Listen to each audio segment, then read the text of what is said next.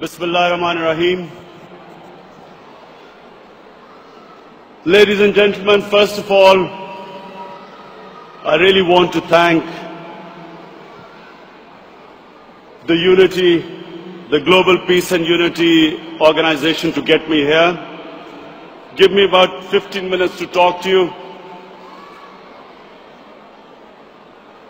The most important thing, the point I want to make tonight is this, that it is extremely important for Muslims to be able to convey to people living in Western countries that there is no correlation between Islam and terrorism. Unfortunately, through a planned campaign, Islam and terrorism have been linked, and 1.3 billion Muslims are on the back foot, on the defensive, trying to justify that Islam has nothing to do with terrorism. And what the point you need to make is this,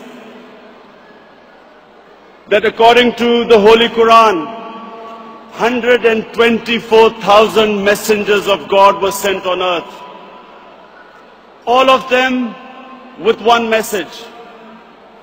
And the message was that the Almighty wanted us to be human beings rather than intelligent animals. Animals believe in might is right, survival of the fittest, whereas human beings have compassion and justice. And Muslims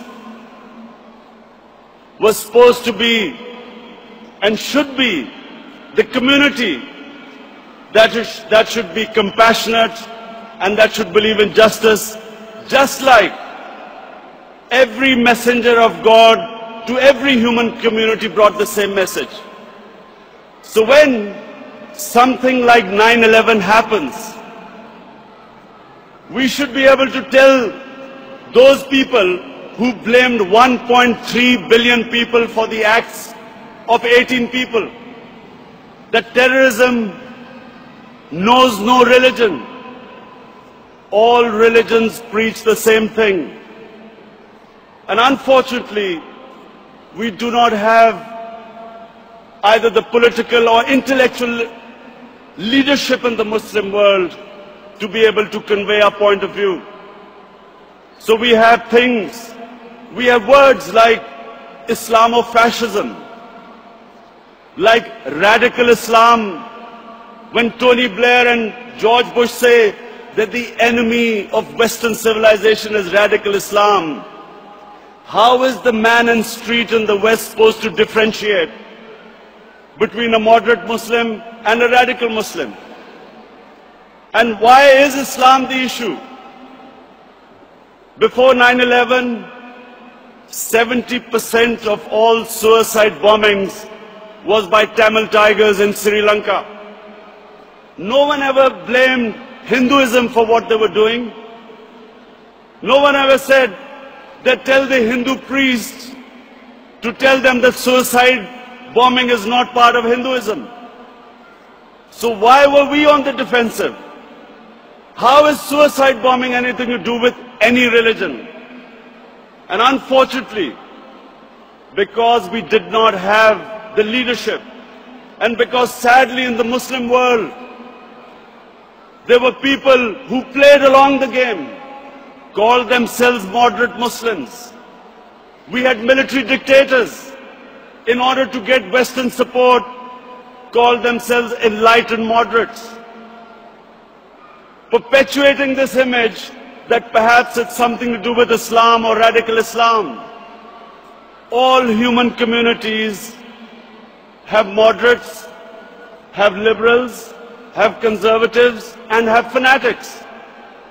Islam also has its fanatics, but the moderate majority is always liberal, because our religion preaches, our religion accepts other communities and other religions.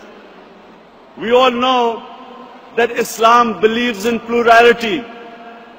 Muslims have lived with other religions. We have lived with Hindus, we have lived with Buddhists, we have lived with Jews, Christians. We accept, as the Quran says, Allah says in the Quran that it is through His will that we are distributed in different communities. It is through Allah's will that human beings are distributed in different religions and communities. And Allah goes on to say that had He wanted, we would all become one community. And then it goes on to say, the ayat goes on to say, compete in being good human beings. So we have a religion which preaches plurality. We accept other religions. Nowhere does Allah tell us to convert everyone to one monoculture or mono-religion.